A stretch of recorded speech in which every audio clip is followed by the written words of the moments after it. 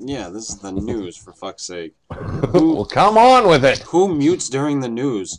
All right, it's December 11th, 2013. And this is the Fortean Slip news with myself, Christopher York, Steve Alcorn, and Mr. Matt Knapp.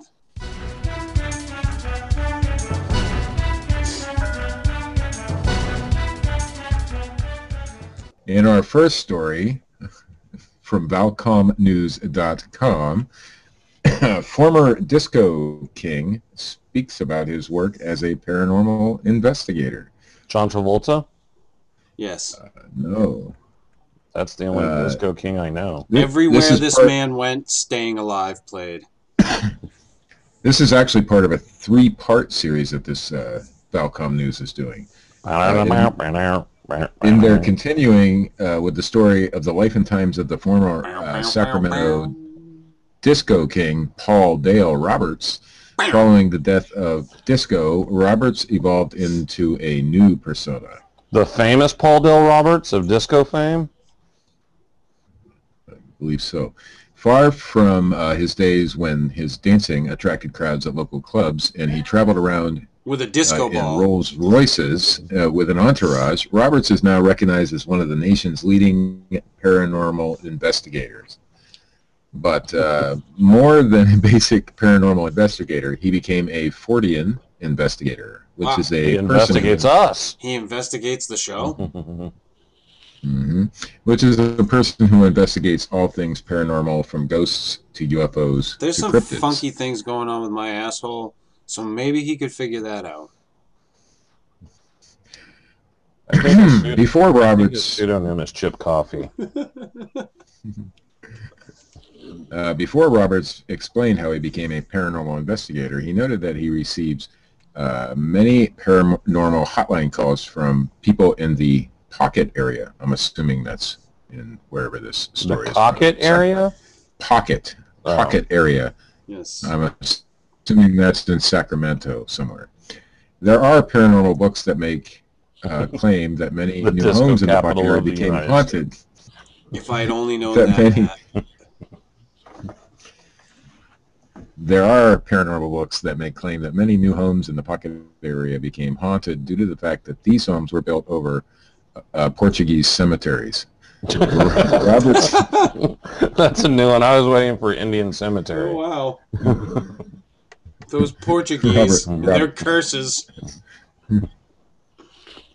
Although with research, one can easily discover that the majority of Portuguese pioneers of the Riverside Pocket area were interred in the old St. Joseph Cemetery, it is likely that these books are instead referring to, and you guessed it, Matt, old Indian burial grounds. Yes. What does this have to do with the Disco King of Fortean investigations? Why did he need to mention that he was the Disco King? Yeah. Just investigate some Fortean shit. Get it over with. Former Disco King, now paranormal expert. Former Disco King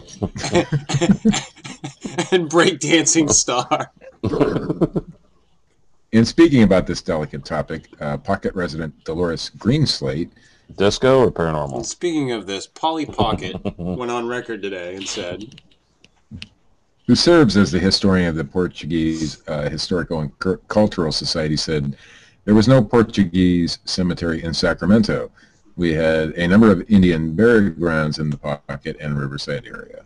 2 of them that I know of are one on the Manuel Alvarez ranch, and then one on the neighboring King Brown property, where his home is located. Nor can they verify Paul was actually the true Disco King. That's enough of that story. I'm sorry. You should have never mentioned the disco part. And from Morganton.com news, a group of former lawmen to investigate the Brown Mountain Lights and Bigfoot. Former Marion police officer Jeffrey Porter Sr. has founded the Unexplained Investigations Brown lights Group. Don't seem like they'd be all that bright. How would you even see it? Yeah. Former Marion police officer Jeffrey Porter Sr. has founded the Unexplained Investigations Group, which is dedicated to finding out the truth behind the lights. If he's a former police officer, I think we need to look into his background a little bit, because we'll do that. Yeah, he could maybe right after the show. The Broad Mountain lights are off. North Carolina, excuse me, NC North Highway. Carolina? Where the fuck is North Carolina? It was the second stop on the Disco Kings tour. And they're also investigating reported Sasquatch or Bigfoot sightings off North Carolina Highway 105 and NC Highway 126. I'm assuming NC stands for North Carolina. Not to be confused with the Gray Valley lights. Mm-hmm. To that end, Porter Sr. and his group will be setting up a 4-day camping excursion off of those highways. The group is made up of ex-law enforcement, a private investigator, and sales managers. Magnum? And a Disco King. And Magnum? We go in when we hear. So there's just like tents set up on the shoulder of a highway. Is TC gonna fly a fucking helicopter in? Thomas. We go in when we hear of unexplained event or something, someone blaming on paranormal or some other type of activity. Hey, Magnum goes in whenever there's a hot chick that shows up at Robin's estate. We work off that principle and we try to answer those questions. Obviously, if we are able to answer them, then we're able to identify what it is. If we're not able to answer those, then we deem it unexplained and we let the people decide. Porter Sr. said his group uses video surveillance, take environmental notes, and collect evidence samples. The group then interprets the video footage and sends the samples to experts in their respective fields for processing. Porter Sr. said his group always comes back with evidence. When his group ventured recently to an area off old NC 105, a group member called Porter Sr. and said they had gotten a report of a Sasquatch in the area. I went up to the area for something totally different, and while we were in the area, one of my groups contacted me and advised that they had reports of Sasquatch in the area. When talking with some local residents, Porter Sr. said, they said, what we find odd about this is we're actually having something follow us in the woods and do tree knocks and throw rocks over our heads. Porter Sr. said he and other group members saw what appeared to be unexplained lights hovering just above the tree line at the junction of NC Highway 125 and NC Highway 105 on the Paddy's Creek side. They're very specific about the location, aren't they? Mm-hmm. There have been a number of reports of the Brown Mountain lights, Porter Sr. said. The group will have set up camp for 4 days, beginning with a base camp set up at 11 a.m. on Friday, December 13th. The camping will continue through 4 p.m. Monday, December 16th. Is this like a public event or something? Do you have to RSVP or? No, they're just letting people know so they can camper. Well, they do always return with evidence. The campers will stay up to 3 or 4 a.m. monitoring equipment, drinking and taking keeping ecstasy. a watchful eye. They have a bedtime. The group will maintain a presence at the top and bottom of the ridge and in Lineville Gorge. We're really going to look at the Bigfoot side of it because we did have people in the group experience that. Porter Sr. said, I've got to believe there's something there. Porter Sr. says the key is to maintain integrity in the investigation. And in our next story from ibtimes.com, the U.S. House Committee debates on aliens. Watch the scientists discuss the search for life in space. There's also a video associated with this story that we can't watch because we don't have video. The U.S. House of Representatives Committee on Science. Why are you going to be hating, Steve? Why don't you watch the video and describe it to us? Yeah. Would you fucking get creative, Mr. Newsman?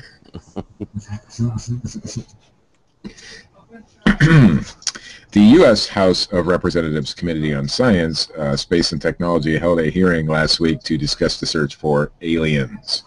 While not quite debating little green men, the scientists on hand discussed biosignatures, how to search for life on other planets, and the future of astrobiology. The National Academics of Science define astrobiology as having multiple definitions, including the study of the origin, evolution, distribution, and future of life in the universe, the study of life as a planetary phenomenon, the study of the living universe, or the origin and co-evaluation of life and habitable environments. According to the hearing's announcement, Astrobiology, the search for biosignatures in our solar system and beyond, the discussion comes ahead of a new roadmap for NASA's astrobiology program, expected to be published in 2014. NASA published a roadmap in 2008 with 7 goals for astrobiology. These goals, such as determining the history of life on other planets as well as Earth, gaining new insight on the evolution of life on other planets, and identifying biosignatures that could signal life, will be addressed by NASA in the 2014 roadmap, which will also provide new goals for scientists. The U.S. House Committee hearing focused on biosignature research, both present and future, and possible ways to determine if life exists on recently discovered Earth-like exoplanets. The witness who spoke at the hearing held last Wednesday included Mary Wojtek, a senior scientist for astrobiology in the Science Mission Directorate at NASA, Sarah Seeger, MIT researcher, and Stephen J. Dick, chair of astrobiology at the Library of Congress. And as the committee notes, a review of NASA's Kepler mission revealed that 647 exoplanets in the Milky Way galaxy are in the habitable zone of the star they orbit, and the closest such planet is only 12 light years away. Oh, is that all? We'll never see. That is it. Never gonna happen. I'd like to beat the shit out of that story, but it's really fascinating, so yeah. And in our final story. Like jackasses that run our country, we're talking about life on other planets. Yeah, because those are pressing issues. Right. In our final story of the evening, and this comes from my absolute favorite news source, a little blog. bigfootcrossroads.com. Yeah. Close. YouTube.com / the Fortean Slip. Sasquatchscoop.com, my own blog, of course. The excitement over the recently released thermal footage by the Browns and the Olympic project headed by Mr. Derek Randles is still at a fever pitch. Derek has been releasing more photos of the area, and the Browns have uploaded some videos to YouTube showing what they believe to be several stick structures. Listen, Derek, I'm just going on record. You didn't have to go through this much trouble to prove to me that the thing had titties. It was just a joke. That's it. The investigation is ongoing, and as the days go by, more and more is being released. There are many who are working on the project, and it is believed that in the days to come, there will be more breakdown videos and comparison videos of the footage. Whatever the thermal shows, Bigfoot or not, it appears to be taller and wider than the human subject, standing in the same position. Will the breakdowns and comparisons prove this is a Bigfoot? The short answer is no, but if done correctly, they could add a very important piece to the puzzle. And you can go on over to my YouTube channel, youtube.com/slicktoys, and view a nice comparison video of the nighttime footage. And that's the news, fellas. Why? That's SLIKTOYS, Slick Toys. Yeah, pimp your shit. Jesus Why not? Christ. And that's the news, ladies and gentlemen. Titties on a Sasquatch. You make me read the news while you sit there and rip on it. I've got to pimp my shit once in a while.